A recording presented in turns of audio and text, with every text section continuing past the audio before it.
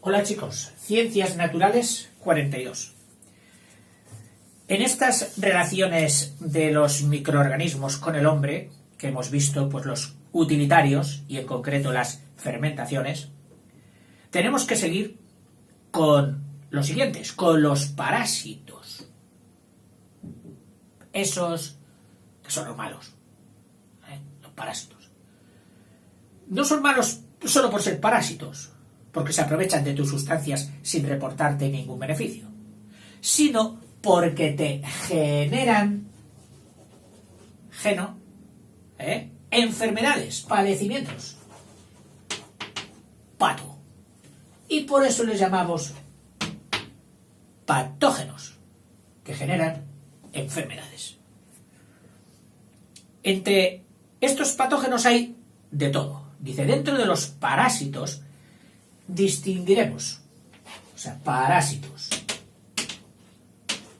que viven a expensas de otros. Distinguiremos a los comensales, es decir, que estos simplemente comen, a lo mejor luego te generan o no enfermedad, pero están comiendo de ti sin reportarte nada. ¿Los estás alimentando? Sí. Que no causan perjuicio. Y están luego los patógenos que además de comer de ti, te causan perjuicio, te causan enfermedad. Aunque esta distinción, dice, no es siempre tajante, ya que en la misma especie de bacterias puede que en un momento, según las circunstancias, según el entorno, pueda ser solo comensal. Mira, está comiendo ahí. No, te hace el amor. No, yo, mira, ya sé que tengo esta bacteria, pero en mí no me hace nada. Puede estar por mí ahí todo el tiempo. Pero en otras circunstancias, cuando cogí frío, cuando me expuse a tal o cual, se convirtió en patógeno. O sea que esta diferencia entre comensal y patógeno puede ser condicionada a las circunstancias. Por el interés que presentan los microorganismos patógenos, estos que nos preocupan mucho, en relación con diversas enfermedades que producen, el estudio de sus interacciones con el hombre, dice, será estudiadas a continuación, que es lo que vamos a ver. Dice, son microorganismos patógenos. ¿De quién vamos a hablar? Virus. Todos los virus son patógenos. Bacterias, unas sí y otras no. Y hongos, lo mismo. Unos sí y otros no. Y protozoos, en general, más complicadillos ya ellos, de tipo de infusorios, amebas, etc. Que pueden causar también enfermedades. Entramos ahora en los elementos de la inmunología. Es decir, dentro de la biología y de las ciencias biológicas hay una ciencia que es la inmunología. Inmune significa resistente a, que se opone a, que nos defiende. Vamos, su logo sería un escudo. La inmunología. Incluso un escudo y un ataque. Es decir, un arma que ataca, que mata a estos patógenos. Nos defiende y los ataca. Pero primero vamos a ver el concepto de infección.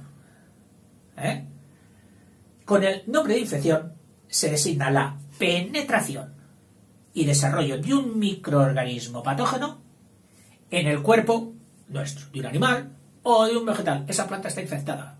No es que el niño tiene una infección impresionante. En el que, lógicamente, esta infección, la llamamos así, porque provoca alteraciones de diversa naturaleza. Si no la notamos, pues no es infección. Sí, es una infección inocua. Dice, y provoca las alteraciones o bien en los órganos o en las funciones que estos desempeñan. Es que no veo bien. Es que tiene usted una infección. Oiga, pues no la noto. Y el ojo, sí, pero tiene usted una infección. Al ojo usted no ve bien. Es decir, la función que tenía que hacer el ojo ya no la ve bien. Ya no funciona bien. Se produce un estado de anormalidad denominado, pues, enfermedad infecciosa. Sí, es una enfermedad infecciosa. Se puede llamar también infección al proceso de invasión y multiplicación de los virus bacteriófagos en el interior de las bacterias. Es decir, la palabra infección no solo la empleamos para cuando nos invaden a nosotros, sino cuando el virus invade a su víctima, a la bacteria. Esto también se llama infección. Vamos a centrarnos en el estudio de los procesos infecciosos producidos por bacterias y virus y sus consecuencias en los animales superiores, concretamente en el hombre. Y vamos a hacer un mini repaso por las enfermedades con patógenos. Las alteraciones que producen los gérmenes patógenos son debidas a sustancias venenosas que expulsan. Es decir, un patógeno expulsa una sustancia. Esas sustancias, que son tóxicas, por eso se las llama toxinas. Son sustancias químicas de naturaleza muy variada y a veces muy compleja. Las toxinas. Desde el punto de vista de vida de organismo infectado, las toxinas son sustancias ajenas a él. Es decir, las sustancias, desde el punto de vista del organismo infectado, son sustancias ajenas. No tienen relación con el hombre. No las había fabricado él. No había vivido con ellas. Son sustancias ajenas, las toxinas. Y su peligrosidad es que se han generado o están ahora presentes en su interior y al ser sustancias ajenas le están causando mal, le están causando enfermedad. Estas toxinas no le benefician en nada, no tienen para él ninguna utilidad, ni funcional, es decir, no le mejoran sus funciones, ni estructural, ni para sus estructuras moleculares. Vamos, definitivamente no son aprovechables por el organismo. Porque claro, puede haber otras sustancias que te han inoculado, que en principio parecía que deberían perjudicarte y luego resulta que tienen efectos positivos, qué sé yo, el ácido de las ortigas, el ácido de las hormigas, el ácido de las abejas, el ácido de los mosquitos, no las bacterias o virus que pueden llevar en su saliva. No, el ácido, que suele ser el ácido fórmico, el hermano pequeño del acético que hemos estudiado, el de un carbón.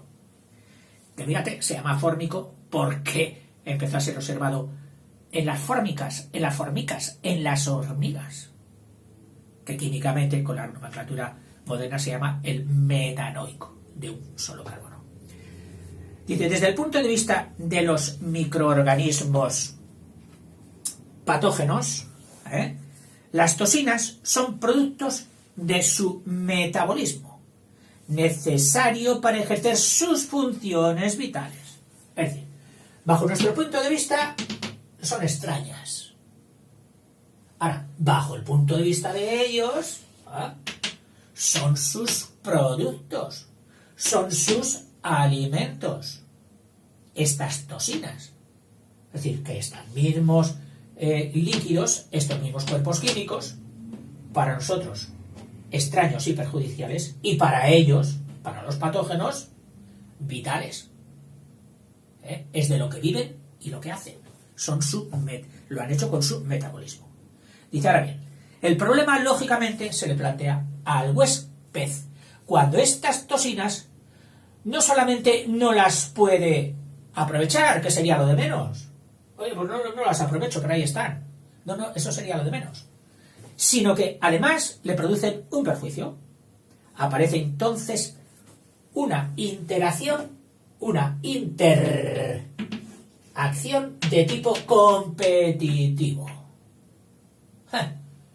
y yo no la quiero. Tú sí que la quieres. Estamos compitiendo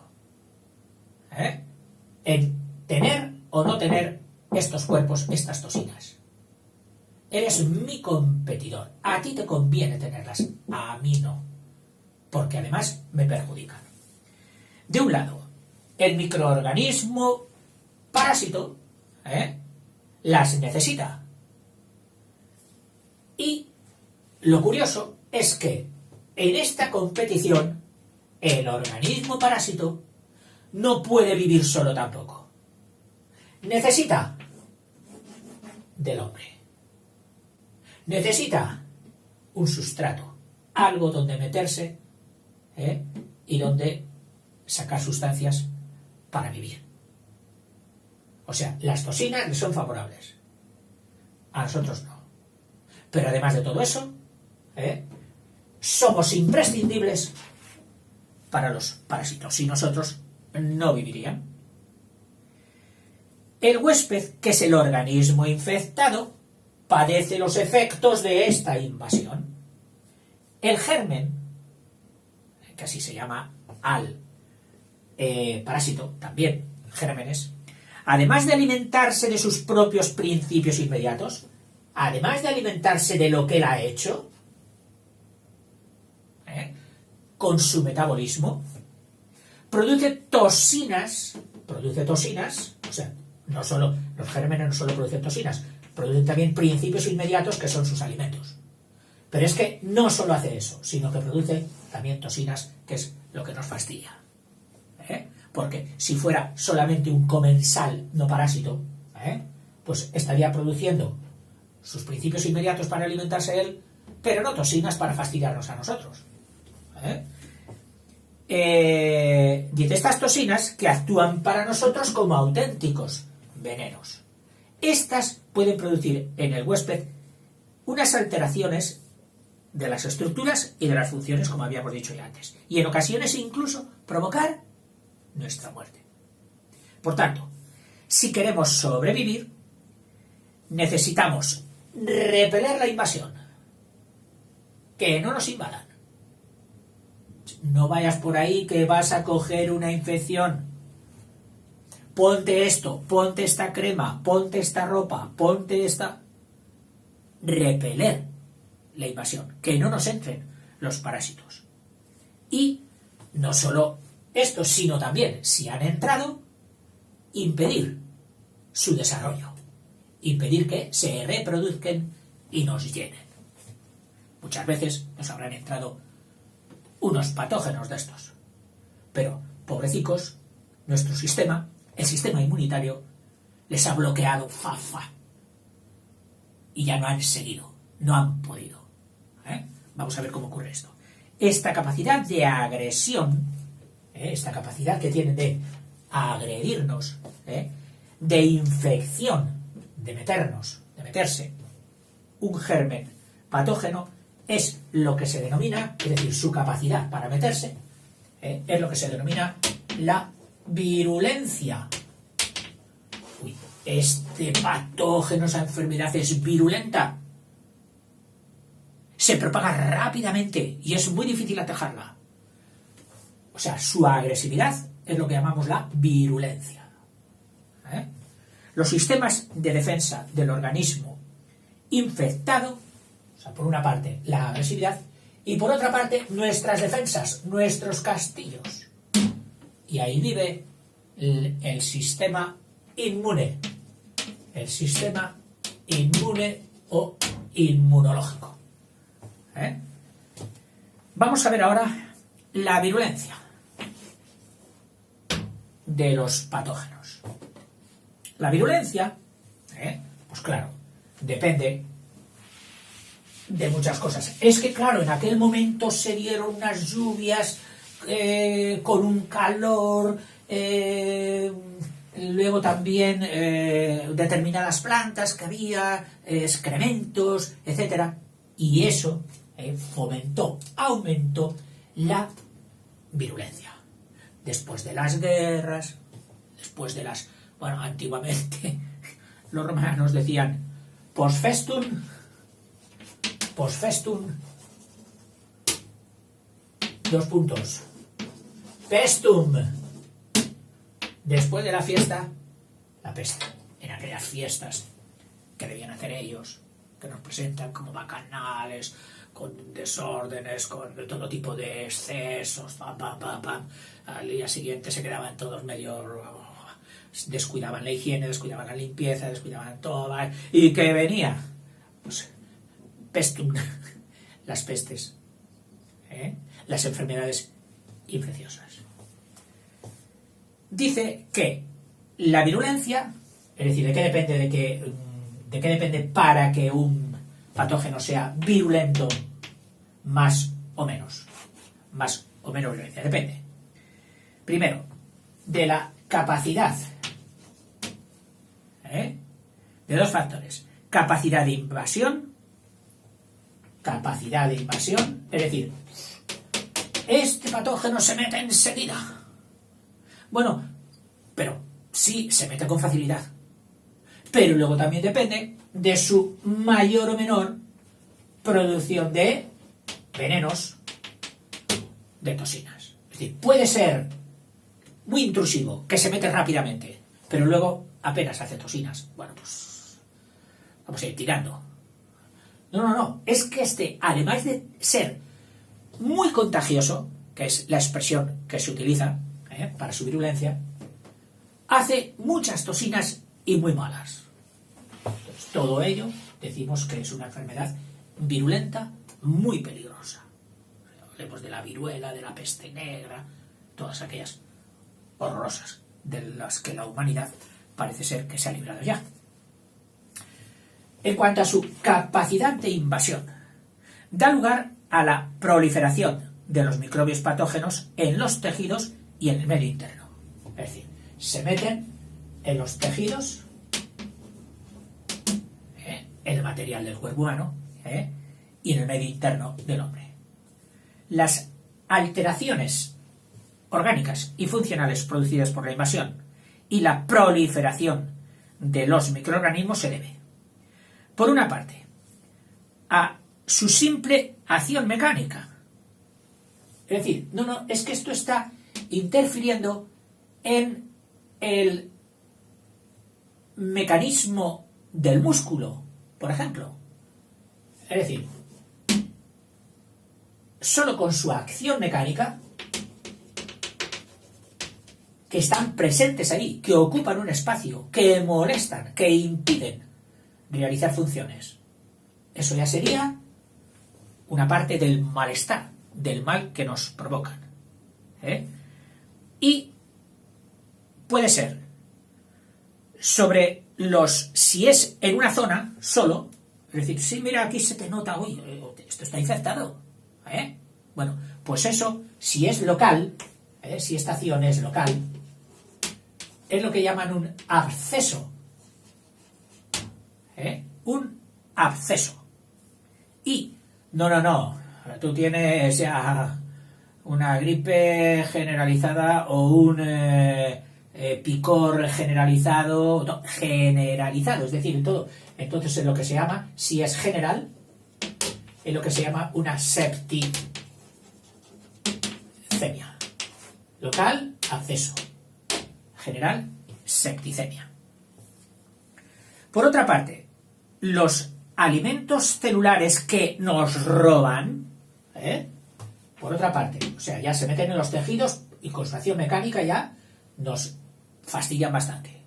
Pero es que además nos quitan, nos sustraen, nos roban componentes de nuestro cuerpo. Nos roban vitaminas, nos roban aminoácidos, y en el caso de los virus nos roban las nucleoproteínas, que son las necesarias para la reproducción de nuestras células. Y eso nos lo están robando estos parásitos, en concreto los virus. Producción de toxinas. Producción de toxinas. En las bacterias pueden ser de dos tipos. En las bacterias, la producción, o sea, estamos hablando de la virulencia, es decir, del peligro, del ataque, etc. Pueden ser de dos tipos. Endotoxinas, endo, que significa dentro, endotoxinas, y exo, que significa fuera, toxinas. A ver, ¿qué diferencia hay entre unas y otras? Entre las endo, venenos, endo, y venenos, exo. Pues dice, las endo, con este nombre de endotoxinas, se designan ciertos constituyentes superficiales de la bacteria. Es decir, están en la superficie. Estos venenos no son liberadas en el interior de los organismos más que por las bacterias muertas y en vías de descomposición. Es decir, estas endotoxinas que están en la superficie se liberan, es decir, se sueltan, se desprenden cuando la célula muere, como un residuo. Son características de bacterias patógenas como los bacilos, es decir, características, algunas, estas endotoxinas, son de este tipo de bacterias. Los bacilos tíficos, que son los de la enfermedad del tifus. Los colibacilos, que me suenan a coli, me suenan a diarreas o a la parte digestiva. Los bacilos disintéricos, que darían la enfermedad de la disentería. Disentería, suele ser llana, disentería, la disentería. Los víbrios, que eran aquellas bacterias pequeñitas, pequeñísimas, pues mira, producen el cólera, que he puesto yo. El cólera, muy peligroso. Las brucelas, las brucelas, responsables, entre otras, de las fiebres de Malta, que tengo barruntado que salen especialmente en contacto con rebaños. Fiebres de Malta. Los meningococos, los cocos meningococos, meningo, ya sabes que las meninges son las capas que recubren el cerebro, la masa cerebral, se deben producir ahí, las meningococos, y los gonococos. Las meningococos pues serán de las meninges, darán la meningitis, y los gonococos, que son de las gónadas o órganos de reproducción humana, dando las blenorreas o blenorragias. Blenorrea es la expulsión de líquidos, flujos muy molestos y con picones en las partes íntimas. Bueno, estas endotoxinas, que estamos hablando, estas endotoxinas son sustancias químicamente lipopolipeptídicas. Lipopolipeptídicas. La palabra maja, glucolipopolipeptídicas. Esto es, son moléculas complejas en cuya composición intervienen derivados de polisacáridos, diversos tipos de fosfolípidos, es decir, lípidos cuyo un componente importante es el fósforo, y polipéptidos, en diferentes proporciones según el tipo de endotoxina. Pasamos ahora a las exotoxinas y dejamos libre el campo para las exotoxinas. Ya has visto que las endotoxinas, a pesar de su nombre, estaban en la superficie de las bacterias y solo las desprendían cuando la bacteria moría. Bueno, pues las endotoxinas, ahora las exotoxinas, a diferencia de las endotoxinas anteriores, son sustancias elaboradas por la bacteria. Es decir, en el interior, ellas han metabolizado, además de sus principios inmediatos propios para ellas, han desarrollado también toxinas. Y estas son las exotoxinas. ¿Y por qué las llaman exo? Pues vamos a ver.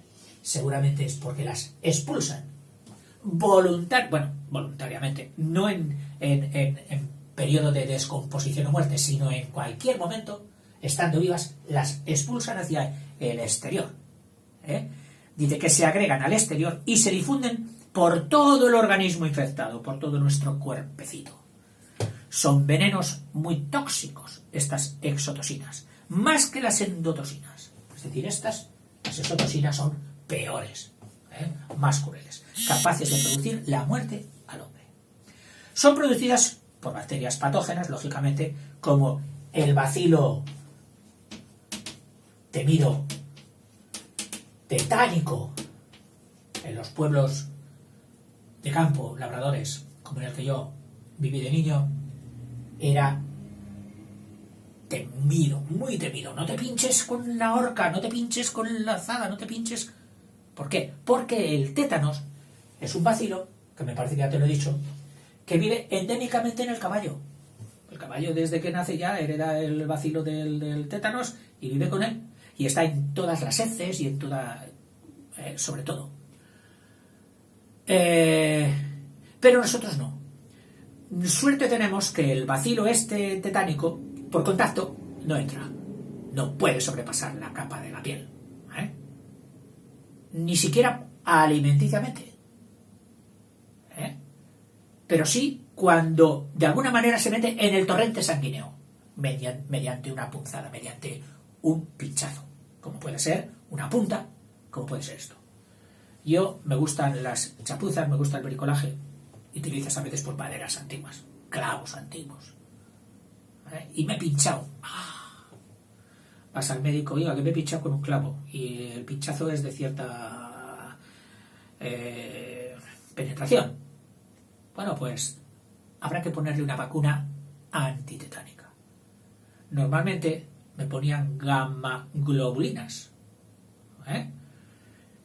que es una sustancia sacada de las globulinas de la linfa sanguínea. Y con esto ya pues iba tirando. Claro, me dijeron, ya dice, oiga, pero es que usted está abusando, porque se puso otra hace 2 años, y otra tal, y otra tal. Y mire, le vamos a poner una que es para 10 años, pero venga usted a repetírsela a los 6 años tiene que venir usted a repetírsela. Me apunté en la agenda. A los 6 años, ya ves tú, apuntarte en una agenda lo que tienes que hacer a los 6 años. Bueno, pues sí que lo hice. Y ahora ya, cuando llegué a viejo, me dijeron, dice, ya no hace falta que te pongan ninguna. Dice, a ti ya no te quiere ni el bacilo del tétanos. Digo, pues vale. Digo, pero por si acaso procuraré no pincharme. Es el tétanos una enfermedad terrible. Cuentan que adquieres una sensibilidad extrema en todos tus sentidos. En el tacto, el contacto de la ropa se te vuelve insoportable. El del ruido, insoportable. Bueno, debe ser una muerte horrible, horrorosa. Conocía, puesto ya, una persona que superó la enfermedad del tétanos. Y yo, intrigadísimo. Sí, no, es que a mi padre lo cogieron y lo metieron en en una temperatura baja, es decir, como el tétanos parece ser que si no es a determinada temperatura no se propaga. Entonces consistía en meter el cuerpo a una temperatura inferior a la normal, pero claro, esto hay que hacerlo en clínica, asistido, etcétera, etcétera, y bajar la temperatura del cuerpo. Y así hasta que el bacilo se viene abajo. Supongo que también pondrían otros fármacos. Pero curioso. El botulínico del botulismo, botulínico del botulismo, que es otra enfermedad. Me ha pillado, me suena de algo, pero no quiero decir cosas que luego sean incorrectas. El diftérico, esta sí, la difteria, que la hemos oído bastantes veces, aunque tampoco domino mucho en qué consiste. Pero bueno, estas cosas hoy el Google nos las resuelve en un plumazo. Estafilococos. O sea, todos son animalitos que hacen exotoxinas, que son de las más graves. Las exotoxinas son proteínas, así como las otras eran moléculas muy complejas. Estas dice que son proteínas bien definidas, que tienen actividad biológica característica. Así, las diftéricas son indispensables para el crecimiento de la bacteria. Es decir, ella hace la toxina de la difteria porque le es necesaria para su crecimiento. ¿Pero qué hacen? Pues disuelven los tejidos.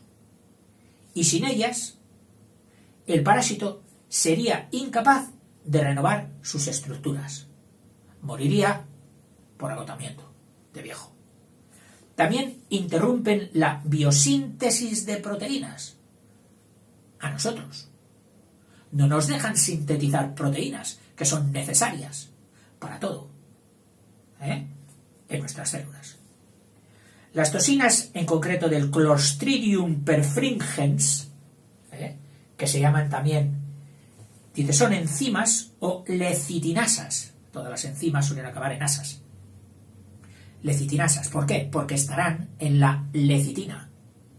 Destruyen cierto tipo de fosfolípidos, que son las lecitinas, que son unas grasas, constituyentes de los tejidos del huésped. Es decir, nosotros necesitamos lecitina en nuestros tejidos.